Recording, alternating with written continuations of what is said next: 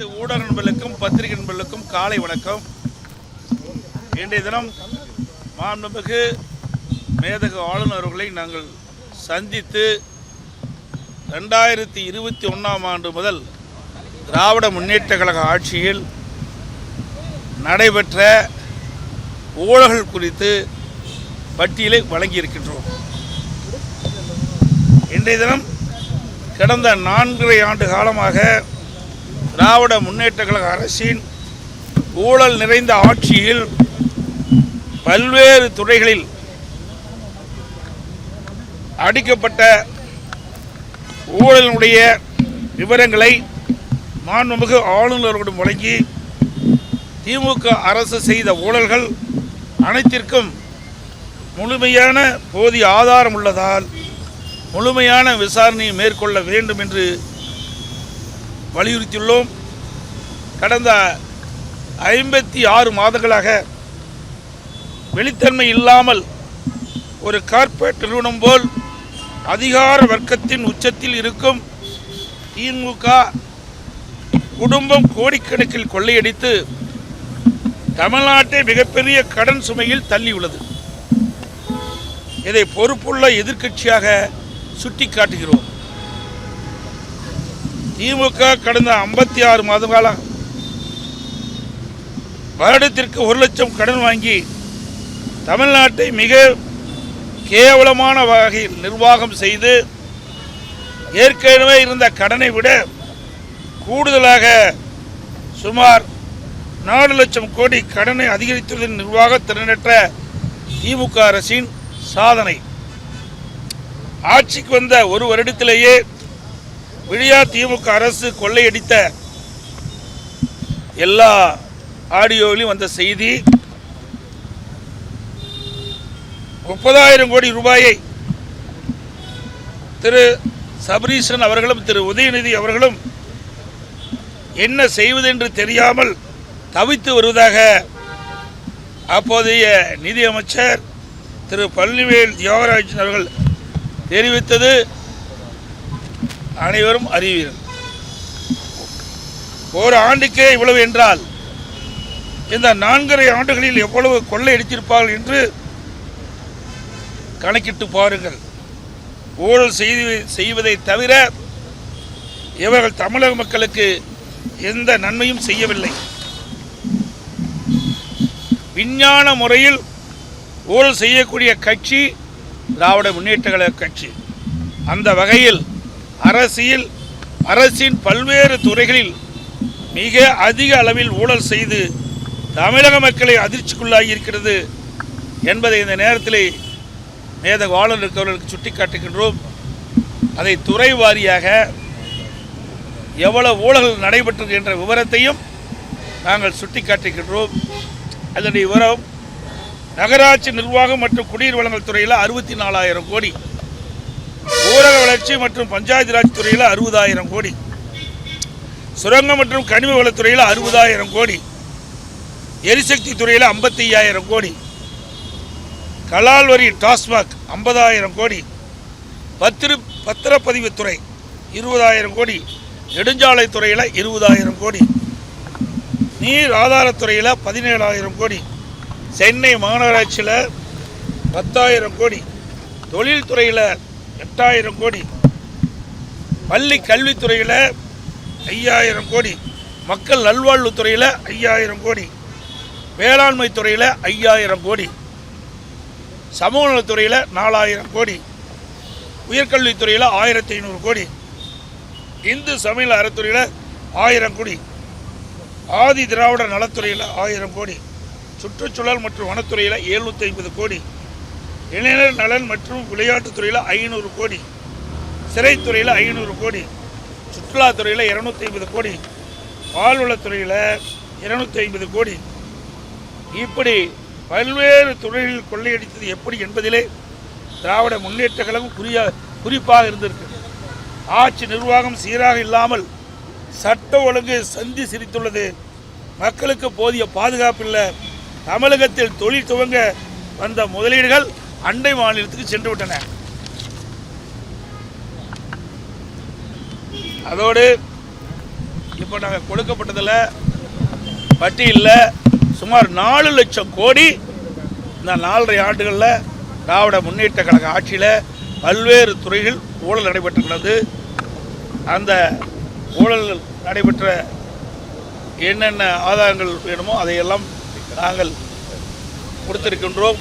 இந்த புத்தகத்தில் முழுமையான விவரங்கள் நாங்கள் கொடுத்திருக்கிறோம்.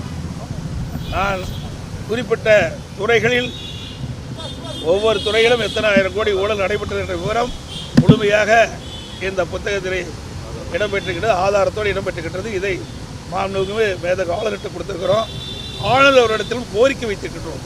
இந்த 4.5 ஆண்டு காலத்தில் பல்வேறு துறைகளில் நடைபெற்ற 4 லட்சம் கோடியை இதை ஒரு விசாரணை கமிஷன் அமைத்து விசாரிக்க வேண்டும். இந்த விசாரணை கமிஷனுக்கு உச்சநீதிமன்ற ஓய்வு பெற்ற நீதிபதியை நியமிக்க வேண்டும் என்று கோரிக்கை வைத்திருக்கிறோம்.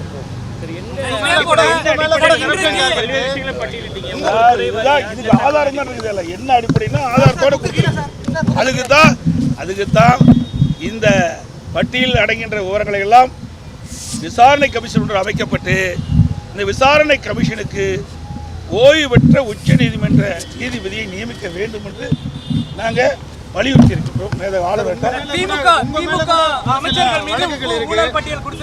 உங்களுடைய ஆட்சியிலையும் முன்னாள் அப்போது இருந்த அமைச்சர்கள் மீது திமுக புகார் பட்டியல் கொடுத்திருக்காங்க. இதை டைவர்ட் பண்ணாதீங்க, இதை மட்டும் பேசுங்க. அதெல்லாம் ஏற்கனவே பல முறை கேட்டு இதையெல்லாம் ஏற்கனவே நீங்க கேட்டவரெல்லாம் ஏற்கனவே கேட்டு அதுக்கு பதில் அளித்து விட்டது. இப்போ இதற்கு என்னன்னு அதை கேளுங்க, அதை கேட்க மாட்டேங்கிறீங்க. அதை விட்டுட்டு இதை டைவர்ட் பண்ணி நீங்க வேற விதமா கேட்கறது அவ்வளவு பொருத்தமா இருக்காது.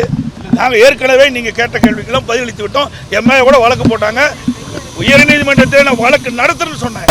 வழக்கு போட்டவங்க RS பாரதி திரும்ப பெறன்னு சொன்னாங்க. நிரபராதின்னு நிரூபித்து தாங்க நிற்கிறோம்.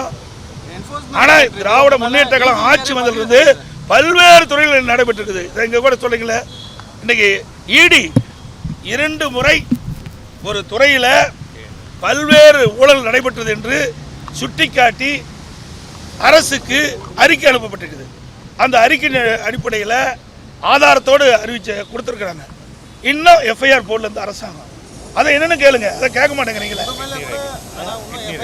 அதே போல கிட்னி முறைகேடு இந்த அரசாங்கமே கண்டுபிடிச்சு அதுக்கு ஒரு குழு போட்டு குழு போய் ஆய்வு செய்து முறைகேடு நடந்தது உண்மை என்று அரசுக்கு அறிக்கை தாக்கல் செய்யப்பட்ட பிறகு இதுவரைக்கும் என்ன நடவடிக்கை எடுத்திருக்குது? அது யாருடைய மருத்துவமனை? திமுக சட்டமன்ற உறுப்பினருடைய மருத்துவமனை. அதனால நடவடிக்கை எடுக்கல. இதையெல்லாம் கேள்வி கேளுங்க, இதற்கு விவாதம் பண்ண வைங்க. ஒரு தயவு செய்து ஊடக நண்பர்கள், பத்திரிகை நண்பர்கள், ஒரு டிவியாவது ஒரு தொலைக்காட்சியாவது இந்த கிட்னி முறைகேடு நடந்தது விவாதம் பண்ண வச்சிங்களா? எங்கள் தும்புனா அதிமுக தும்புனா விவாதம் பண்ண வைக்கிறீங்க, இரும்புனா விவாதம் பண்ண வைக்கிறீங்க. இவ்வளவு பெரிய நிகழ்வு தமிழகத்தில் நடைபெற்றிருக்குது. ஒரு கொடுமையான நிகழ்வு. வறுமையை பயன்படுத்தி பணத்தாசை காட்டி அந்த ஏழைகள் இருந்து இந்த கிட்னி முறைகேடு இருக்குது, கிட்னி திருடியிருக்காங்களே, இதுக்கு என்ன நடவடிக்கை இந்த அரசு எடுத்து? இன்றைக்கு மகாராஷ்டிரா அரசாங்கம் நடவடிக்கை எடுத்திருக்கு. அப்படி தமிழ்நாடு அரசு என்ன நடவடிக்கை எடுத்திருக்கு? இந்த முதலமைச்சர் என்ன நடவடிக்கை எடுத்திருக்காங்க? லேப்டாப்பை நாங்கள் தொடர்ந்து வலியுறுத்திட்டு வரோம். இந்த ஆட்சி பொறுப்பேற்ற பிறகு நம்முடைய விஞ்ஞான கல்வி, நம்முடைய மாணவர்கள் திறமையான மாணவராக உலகத்தரத்திற்கு ஏற்ற கல்வி விஞ்ஞான முறையில் கொடுக்க வேண்டுவதற்காகத்தான் மாண்புமிகு புரட்சித் தலைவி அம்மாவர்கள் சிந்தனையில் ஒதுக்கப்பட்ட இந்த மடிக்கணி திட்டத்தை நடைமுறைப்படுத்தணும்னு சொன்னோம். அதிமுக ஆட்சி இருக்கின்ற வரைக்கும் சுமார் 52,36,000 மடிக்கணி இந்த மாணவர்களுக்கு கொடுக்கும். திராவிட முன்னேற்ற கழக அரசு 4 ஆண்டு காலமாக அதை கிடப்பில் போட்டுட்டு இப்பொழுதுதான் அந்த மடிக்கணியை கொடுப்பதாக அறிவித்து முதற்கட்டமாக கொடுத்துருக்க செய்தி வந்திருக்குது. நாங்கள் பார்த்தேன். இதை கொடுப்பதில் நாங்கள் வரவேற்க எந்த மாற்று கருத்துங்க. ஏன்னா இது அனைத்து இந்திய அண்ணா திராவிட முன்னேற்ற கழக அரசு கொண்டு வந்த திட்டம். அந்த திட்டத்தை இவர் இப்போ தான் கடைபிடிக்கிறாங்க. இதை ஏற்கனவே நாங்கள் குறிப்பிட்டவாறு இந்த ஆட்சி அமைந்தவுடன் மாணவ செல்வங்களுக்கு இந்த மடிக்கணினி கொடுக்கப்பட்டிருந்தால் பயனுள்ளதாக இருந்தது. சரி, இப்போது கொடுக்குறீங்களே, எதற்காக கொடுக்குறீங்க? நடைபெறுகின்ற தேர்தலில் இந்த மாணவருடைய வாக்கு தேவை, அதற்கு தான் இந்த லேப்டாப் கொடுக்குறாங்க ஒழிய மாணவன் நலனுக்காக கொடுக்கல, மாணவனுக்கு நன்மை கிடைப்பதற்காக கொடுக்கல. அப்படி கொடுக்குவதாக இருந்தால் இந்த அரசு 2025ஆம் ஆண்டு கல்லூரி திறப்பதற்கு முன்பு கல்லூரி திறந்த பிறகு கொடுத்திருந்தா கூட பரவாயில்ல, அப்பவும் கொடுக்கல. அப்போ கல்லூரி சேர்ந்த மாணவர்கள் கடனை உடனே வாங்கி லேப்டாப்பை வாங்கி படிச்சுட்டு இருக்கிறாங்க. அதாவது இன்றைக்கு 3 ஆண்டு நிறைவுப்பட போகுது. இன்னும் 2 மாதத்தில் 3 ஆண்டு நிறைவு பெற்று மாணவர்கள் வெளியேற போகிறாங்க. அப்போது இந்த லேப்டாப் கொடுக்குறீங்க, அதனால் என்ன பயன்? ஆக இந்த அரசோடைய நோக்கம் என்ன? தேர்தலில் அவருடைய வாக்கு கிடைக்கணும், அதுதான் நோக்கம். மாணவர்களுக்கு நல்லது செய்வோம், நன்மை செய்வோம் நோக்கமே இல்லை. அப்படி உண்மையிலேயே மாணவர்களுக்கு நல்லது செய்வோம் இந்த அரசாக எண்ணி இருந்தால் நாங்கள் வைத்த கோரிக்கை, இந்த ஆட்சி ஏற்பட்ட உடனே நாங்கள் கோரிக்கை வச்சோம், நீங்கள் தொடர்ந்து நம்முடைய மாணவ செலவுகளுக்கு அதிமுக ஆட்சியில் வழங்கி வந்த அந்த லேப்டாப் கொடுக்க வேண்டும் என்று கோரிக்கை வைத்தோம். அந்த கோரிக்கை நிறைவேற்றதை இன்றைக்கி 4 ஆண்டு காலம் கொடுத்துருக்கலாம். அதாவது இப்போ எல்லாமே தேர்தல் நோக்கி தான் இந்த அரசு பயணம் பண்ணிட்டு இருக்குது. மக்களுக்கு நன்மை செய்வதற்காக கொடுக்கல, மக்கள் படிக்கின்ற கஷ்டத்தை பார்த்து கொடுக்கல. வருகின்ற சட்டமன்ற தேர்தலில் திராவிட முன்னேற்ற கழகத்துக்கு மக்களுடைய செல்வாக்கு இழந்து விட்டார்கள், தோல்வி பயம் வந்துட்டுது. அதில் எப்படியெல்லாம் இந்த மக்களை ஏமாற்றி விஞ்ஞான முறையில் அவருடைய வாக்குகளை பெறுவதற்கு தான் தந்திரமாக இந்த ஸ்டாலின் அவர்கள் இந்த அறிவிப்பை வெளியிட்டிருக்காங்க. அதன் அடிப்படையில் தான் குடும்ப அட்டைக்கு இன்றைய தினம் 3000 ரூபா அறிவிச்சிருக்கிறாங்க. ஏற்கனவே திரு ஸ்டாலின் அவர்கள் எதிர்க்கட்சியில் இருக்கின்ற பொழுது, நான் முதலமைச்சர் இருந்த காலத்தில் அதிமுக ஆட்சி நடைபெற்ற பொழுது குடும்ப அட்டைக்கு ஏன் 2500 ரூபா கொடுக்குறீங்க, 5000 ரூபா கொடுக்கணும்னு இதே முதலமைச்சர் அன்றைய தினம் கோரிக்கை வச்சார். அந்த அடிப்படையில் தான் நான் 15 நாளுக்கு முன்பாகவே எங்களுடைய எழுச்சி பயணத்தின் போது கூட்டத்தில் தெரிவித்தேன், திரு ஸ்டாலின் அவர்களே நீங்கள் 5000 ரூபா குடும்ப அட்டை கொடுப்புன்னு கோரிக்கை வச்சீங்க. அதன் அடிப்படையில் இந்த 3 ஆண்டு காலமாக பொங்கல் தொகுப்பு தான் வழங்கப்பட்டது, பொங்கல் பரிசு கொடுக்கல. அதன் அடிப்படையில் இது உங்களுக்கு இறுதி ஆண்டு, இனிமேல் திமுக ஆட்சிக்கு வருவது என்பது இயலாத காரியம். கடைசியிலாவது மக்கள் மகிழ்ச்சியோடு இருக்கின்ற அடிப்படையில் எல்லா குடும்ப அட்டைக்கும் 5000 ரூபா வழங்க வேண்டும். நீங்க வைத்த கோரிக்கை தான் இப்ப நான் சொல்றேன்னு சொல்லியிருந்தேன். ஆனா இப்ப 3000 தான் கொடுத்துருக்காங்க. தெரியல, எனக்கு இப்பதான் வந்திருக்கு, எனக்கு தெரியல. அது முழு விவரம் கிடைத்த பிறகு அதற்கு உண்டான பதில் சொல்றேன். தாங்க எல்லாமே தேர்தலை நோக்கி கொடுக்கப்பட்ட அறிவிப்பு. 2021ஆம் ஆண்டு எப்படியாவது ஆட்சிக்கு வர வேண்டும் என்ற அடிப்படையில் நிறைவேற்ற முடியாத அறிவிப்புகள்லாம் அறிவித்தாங்க. அறிவித்தபடி அந்த தூய்மை பணியாளர்கள் கேட்குறாங்க இந்த அரசாங்கத்தில்.